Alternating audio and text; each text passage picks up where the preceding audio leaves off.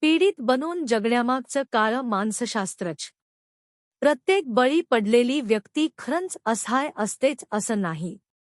काही लोक अत्यंत कुशलपणे पीडित असल्याची भूमिका निभावत असतात. अशा लोकांना एक सूक्ष्म, जवळजवळ सैतानी आनंद मिळत असतो. दयाळू, संवेदनशील आणि सक्षम लोकांची ऊर्जा, वेळ आणि आत्मविश्वास हळूहळू संपवण्यात.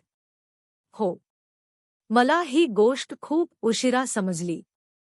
बराच काळ मी एका अशा व्यक्तीला मदत करत होते जी स्वतःला खूप असहाय भासवत होती.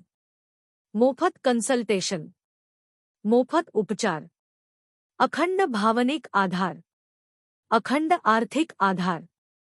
पण काहीतरी चुकतन्य असं सत्य वाटत होतं. अलीकडे एका सायकोलीगल प्रकरणात मी तिला मार्गदर्शन केलं आणि काही सक्षम वकिलांकडे पाठवलं. तेव्हाच वास्तव समोर आलं. माझ्याच एका वकील विद्यार्थ्याने शांतपणे मला सांगितलं, ती खरं तर मुळीच असहाय नाही. ती सवयीने पीडित आहोत असं भासवते. लोकांकडून फायदे मिळवण्यासाठी ती स्वतःला पीडित, दुःखी भासवते. त्या एका वाक्याने माझा दृष्टिकोनच बदलला. मी अधिक बारकाईने निरीक्षण करायला सुरुवात केली. आणि एक गोष्ट स्पष्ट झाली.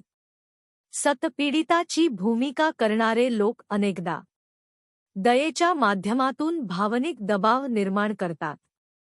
दयाळू आणि जबाबदार लोकांना टार्गेट करतात.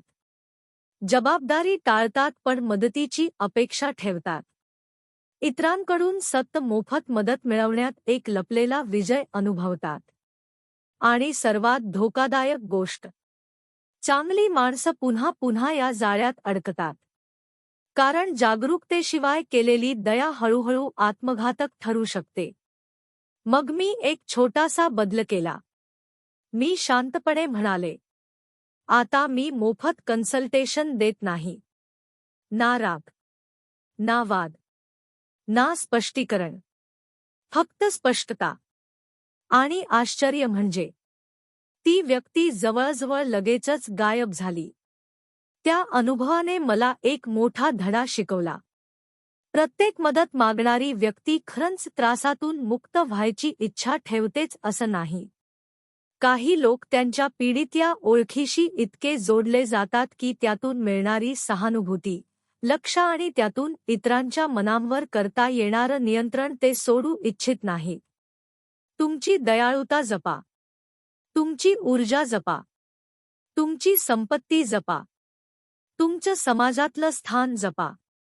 तुमचा आत्मसन्मान जपा.